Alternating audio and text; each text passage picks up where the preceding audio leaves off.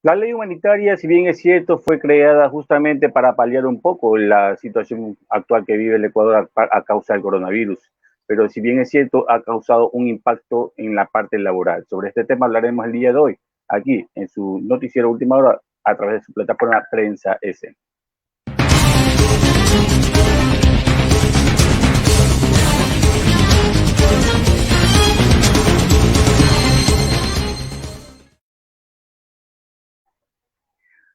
Saludos cordiales a quienes ya se conectan con nosotros a través de nuestra plataforma digital Prensa EC desde la ciudad de Guayaquil. Les saluda a su amigo, licenciado Gustavo López, director del noticiero Última Hora.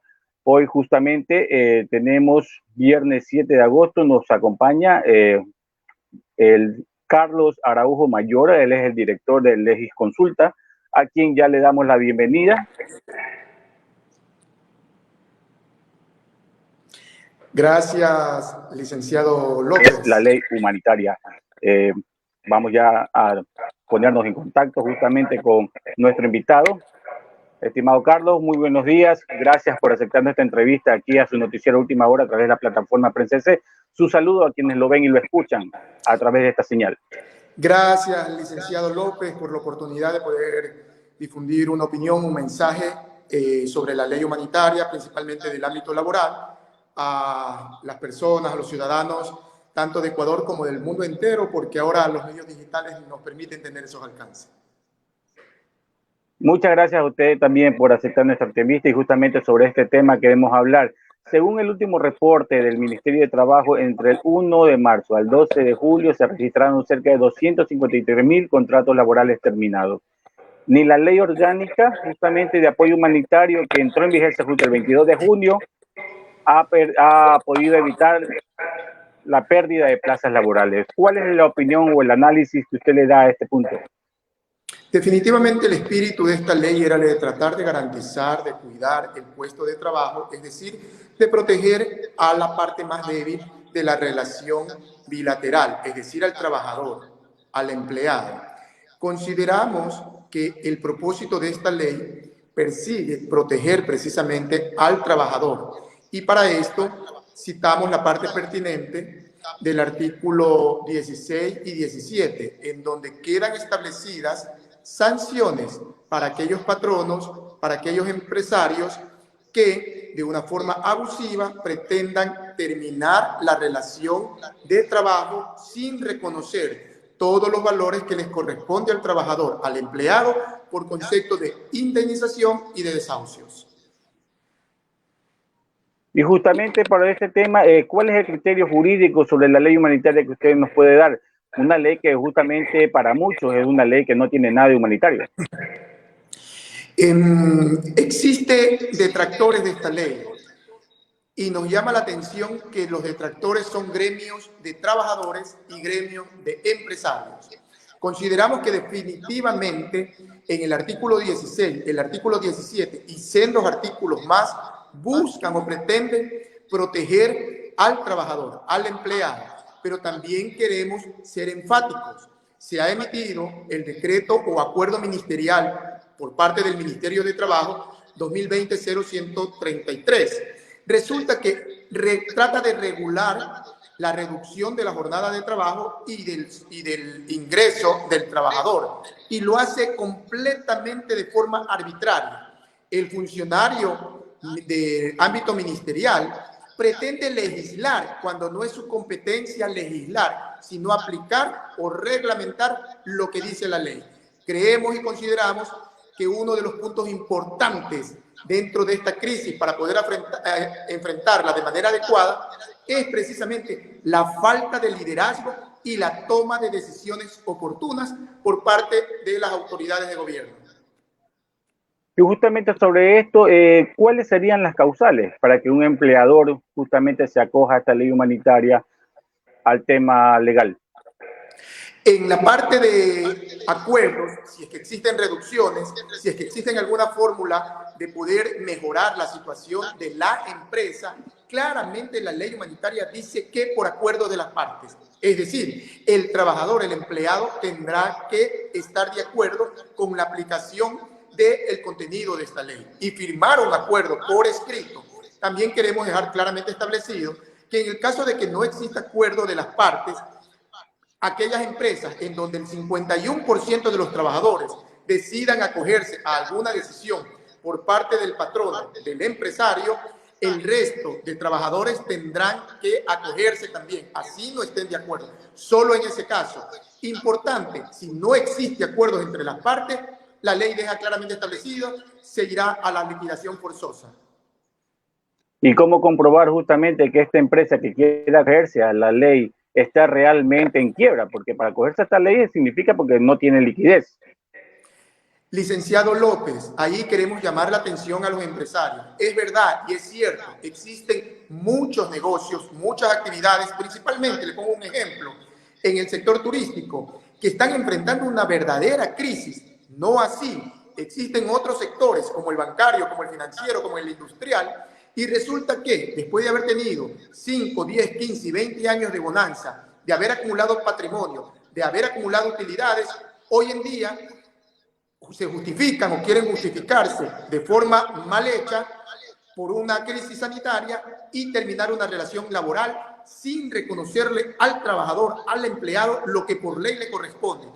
El Código de Trabajo sigue vigente. Si un patrono, si un empresario decide terminar una relación de carácter laboral, deberá de pagar todas las indemnizaciones y bonificaciones que el Código de Trabajo establece. Caso contrario, querer aplicar el artículo 169, numeral 6, podría ser, en la mayoría de los casos, violatoria a los derechos del trabajador. Y las sanciones que se podrían dar en caso de ver que se existen irregularidades justamente en este tipo de acogimiento que quieren asumir ciertos empresarios que también desean esquivar sus responsabilidades. Llamamos la atención a los empresarios, llamamos la atención a los patronos y le decimos, es un pésimo negocio quererse aprovechar del trabajador, quererse aprovechar del empleado. ¿Por qué? El mismo artículo 116 dice claramente que donde la acción del empresario, del patrono, pueda ser fraudulenta, el juzgador, el juez de trabajo, deberá remitir la pieza procesal correspondiente a la Fiscalía General del Trabajo, por lo cual un hecho de ámbito completamente laboral podría pasar a un hecho civil de daños y perjuicios y lo que es más, podría pasar a un hecho de ámbito penal. El empresario, el patrono, podría enfrentar pena privativa de libertad.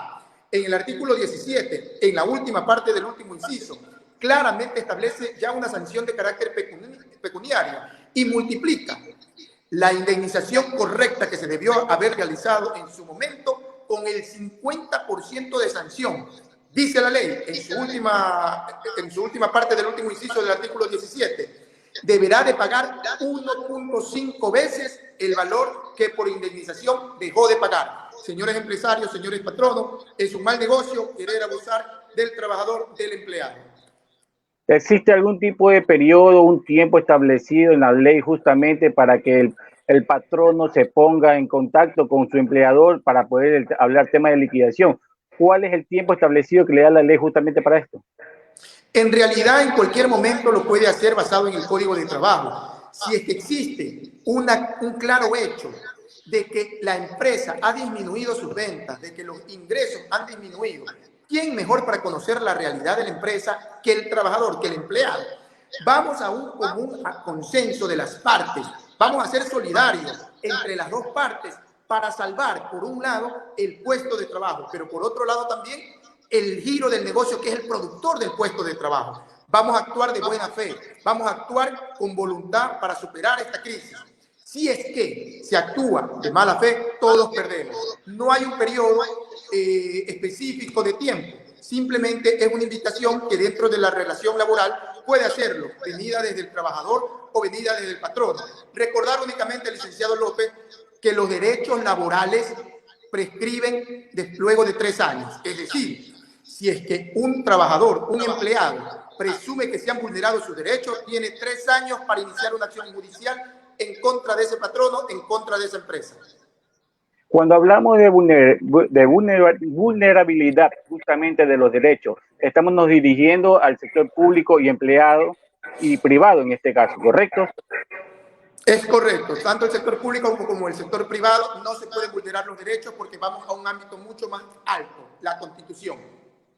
Y justamente sobre este tema, la firma del decreto del 1017 que firmó el presidente de la República, en donde se solicita justamente la rebaja de las horas laborales de 8 a 6, incluso también la rebaja del sueldo a los sectores públicos. ¿Es legalmente esto establecido?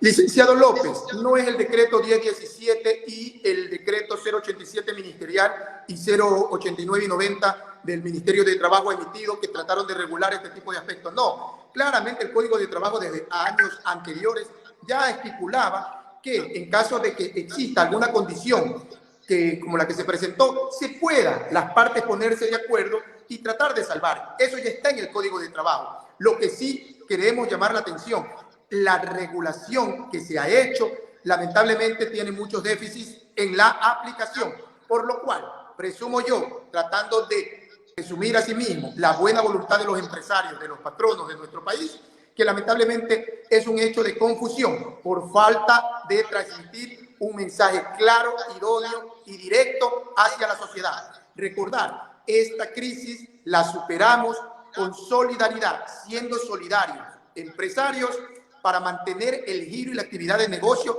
que es la fuente generadora de puestos de trabajo. Y trabajador, siendo consciente y viendo que su empresa realmente necesita algún tipo de sacrificio, algún tipo de ajuste, pues cediendo también. Si cedemos juntos, superamos la crisis. Caso contrario, perdemos todos. Estamos en diálogo con Carlos Araujo Mayor, que él es el director de Legis Consulta. Justamente al volver, estimado Carlos, queremos conocer un poco más sobre el impacto social y laboral que ha causado justamente la ley humanitaria, pero esto lo decimos al volver. En 30 segundos regresamos más.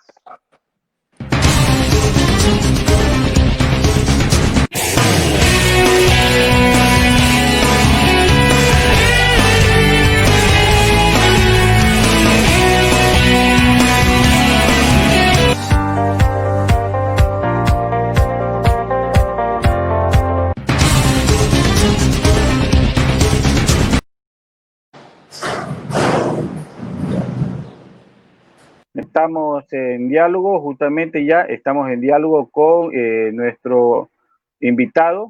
Estamos justamente con el doctor Carlos Araujo Mayorga. Él es justamente el director de la agencia Legis Consulta. Legis Consulta. Seguimos con la entrevista justamente con nuestro invitado. Si bien es cierto, estimado Carlos, conversábamos que la ley humanitaria ha causado un impacto muy lamentable en el sector laboral, pues los desempleos siguen aumentando aquí en el país.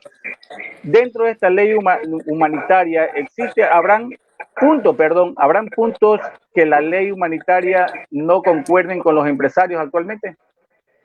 Definitivamente creemos que hubo una exageración en la promulgación de esta ley. No obstante, consideramos que el espíritu del legislador, que el espíritu del Ejecutivo era precisamente proteger los derechos de la parte más débil de la relación bilateral obrero-patronal, y esto es al trabajador. Por eso es que, sin embargo de que consideramos que es exagerado, una vez que está en la ley, lo único que nosotros debemos de hacer es aplicar la ley. En el artículo 16 se le recomienda al juez y dispone al juez de trabajo que donde identifica que ha habido un presunto fraude, remita la pieza procesal correspondiente a la Fiscalía General del Estado. En el artículo 17 se lo sanciona ya pecuniariamente con 1.5 veces. No obstante, de que para el empresario podría detractar este tipo de articulado, creemos que el espíritu de tratar de proteger a la parte más débil, al trabajador, es loable por parte del Ejecutivo y también por parte de quienes promulgaron esta ley, es decir, de los asambleístas. Dentro de esta ley humanitaria también estaría contemplado lo que es el seguro de desempleo. Es correcto y deja claramente establecido, tratando de favorecer una vez más al trabajador, al empleado, y evita una serie de pasos que en su momento son engorrosos, y determina que aquel empleado, aquel trabajador que ha sido despedido y lo prueba con el aviso de salida, a partir del día 10 y hasta 45 días después puede acogerse a un proceso muy expedito, muy rápido, muy idóneo, para que inmediatamente reciba un valor por seguro de desempleo, no como anteriormente, que uno debía de dejar pasar entre 60 y 90 días. Si bien es cierto el caso al que usted se refiere, tenemos conocimiento también que muchos de esos mismos casos, empleados que han sido despedidos, resulta que van al Seguro Social y sale como que ellos han renunciado. ¿Cómo actuamos en estos casos? Lamentablemente hay empresarios, no todos, pero sí hay varios de estos empresarios. Conocemos nosotros casos, estamos atendiendo casos todo el tiempo, en el cual estos empresarios, estos patronos, presumo yo, mal asesorados o confundidos, han dado este paso.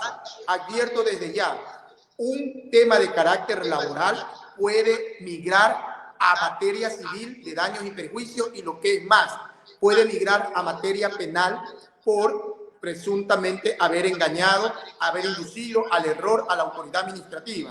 Señores empresarios, ese no es el camino. Busquen, por favor, asesoría técnica legal idónea que les permita encontrar una solución apegado a la ley. Mañana más tarde sería triste para nosotros ver una fila de empresarios, de patronos, que por desconocimiento o por querer pasarse de listos, vulnerando los derechos del trabajador, terminen pagando una pena privativa de libertad. A eso se expone. Si bien es cierto, la necesidad actual de las personas que están desempleadas es trabajar, pero muchas veces por adquirir ese trabajo le ponen limitaciones o a su vez condiciones. Y entre a veces estas condiciones justamente a las que nos referimos es que al inicio te hacen firmar el contrato, pero a su vez también te hacen firmar la renuncia. ¿Cómo actuar justamente para esto? Licenciado López, una vez más, la Constitución de la República en su artículo 1 dice que el Ecuador es un Estado de derechos, de obligaciones y de leyes, por lo cual, en el caso de que alguna persona, todos tenemos libre albedrío, empresarios y trabajadores, alguna persona viole la ley, haga lo que no permite la ley, pues el camino es idóneo, presentar la denuncia correspondiente. Lamentablemente es así. Si es que un patrono, un empresario, abusivamente trata de utilizar estos métodos que son contra derecho, el camino es idóneo. No es la denuncia a través de las redes sociales, no es la denuncia a través de cualquier cuenta de red social que uno tenga. No, el camino adecuado es ante los órganos administrativos y judiciales conforme lo determina la Constitución y la ley. Si bien es cierto, ¿cómo pueden ellos, actualmente hablando de los empleados, ¿no? ¿Cómo pueden acceder las personas al adquirir los compromisos económicos justamente externos y resulta que vienen y me quitaron el sueldo? Entonces, pero yo ya tengo un compromiso económico. Los bancos no tienen flexibilidad para justamente eso. Por parte del gobierno tampoco no se ha hecho nada para que los bancos regularicen a través de la superintendencia de bancos el plazo establecido para poder ponerse al día el usuario. Por ejemplo, se dieron un plazo de 60 días, pero apenas se cumple 30 días y el otro 30 no se cumple. Allí coincido con usted, licenciado López, en el hecho de que la ley humanitaria dispone una serie de condicionamientos y también traslada la responsabilidad hacia los órganos de control. Mal podríamos nosotros esperar que la Junta Bancaria regule a favor del consumidor, regule a favor de los cuentacorrentistas, regule a favor de la sociedad. Lo están haciendo a favor claramente, nítidamente, de las instituciones bancarias. Por lo cual, una vez más, invitamos a aquellos empresarios y patronos de todos los sectores, incluyendo el sector financiero, a actuar con solidaridad, a ser conscientes que en esta situación de crisis sanitaria que migró a una crisis financiera y ahora hace énfasis en una crisis laboral, si no actuamos solidariamente con responsabilidad social, todos perdemos. Hoy tratan de presionar a un cuentacorrentista, a un deudor del sistema financiero para que cubra deudas en tarjeta de crédito, deudas en otro tipo de carácter o de producto financiero, pero no le están dando el plazo necesario para que pueda responder. Señores de la Junta Bancaria, regulen pensando no en quererse aprovechar de una situación como la actual, que es hasta criminal. Ha pasado incluso con algunos proveedores de algunos productos médicos. ¿Es acta criminal? No, señores. El camino idóneo es analizar la situación actual, pensar con solidaridad, con ánimo de solidaridad, y de allí emitir una comunicación y las reglas claras y idóneas que nos permita superar la crisis a todos, juntos. Caso contrario, todos perdemos, licenciado López.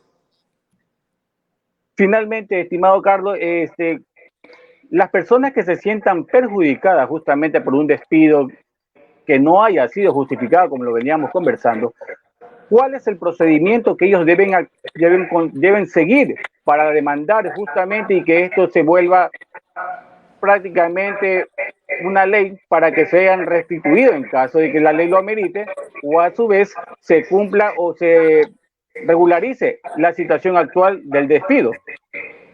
Licenciado López, el Código de Trabajo, no la ley humanitaria, el Código de Trabajo deja claramente establecido que cualquier patrono, cualquier empresa puede tomar la decisión de despedir, de separar al trabajador, al empleado, cuando lo disponga, pero también le obliga a pagar las indemnizaciones justas y en derecho que corresponden. No hacerlo es violatorio a la ley.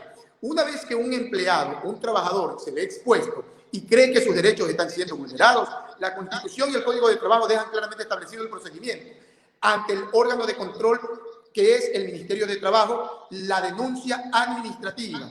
Si es que no hay una respuesta idónea, clara, eficiente y que proteja los derechos del trabajador, independientemente de la resolución del Ministerio de Trabajo, el camino expedito y a seguir es la demanda en uno de los juzgados de trabajo de la ciudad, cantón, donde reside el trabajador, el empleado. Ese es el camino a seguir. Eso es en derecho. Cualquier otra vía son medidas de hecho, las cuales nosotros no compartimos, licenciado López. Bueno, y es lamentable también porque a veces las personas tampoco no tienen ni recursos ni para comer, a veces peor para pagar un servicio profesional a un abogado. Es correcto, por eso nosotros como corporación jurídica, profesando y practicando lo que decimos, nosotros hemos abierto un chat de consultas sin costo para los trabajadores, para los empleados y, ¿por qué no?, también para el patrono, para el empresario, sin ningún tipo de costo, tratando de orientar la decisión que permita de común acuerdo superar la crisis. Está abierto nuestro chat, hemos respondido ya más de 600 consultas a lo largo de los últimos 5 meses y con todo gusto seguimos haciéndolo, tratando de dar una fórmula de solución idónea, conscientes de que estamos viviendo una crisis para lo cual ni Ecuador ni el mundo entero ha estado preparado. Agradecemos a Carlos Araújo Mayola, él es director del Legis Consulta, por acceder a esta entrevista con su noticiero Última Hora a través de la plataforma digital Prensa EC. Sus palabras de despedida, mi estimado Carlos. Licenciado López, agradecerles a ustedes por permitirnos de una u otra manera aportar ese granito de arena de manera solidaria a la sociedad de nuestro país. Agradecerles también por el trabajo que ustedes hacen desde las redes, ahora no solo con alcance local, sino nacional e incluso mundial. Les quedo agradecido, licenciado López, y que tengan todos ustedes un buen día. Recordar, la crisis la superamos juntos, si somos solidarios, todos. Agradecemos a nuestro invitado Carlos también por acceder a nuestra entrevista. Nosotros también ya nos estamos despidiendo. Gracias a todos los seguidores que se han conectado justamente a nuestra plataforma digital Prensa EC y justamente a su noticiero Última Hora. Lo invitamos para que nos acompañe el próximo lunes con más información aquí a través de su plataforma digital Prensa EC. Que tengan ustedes un buen fin de semana.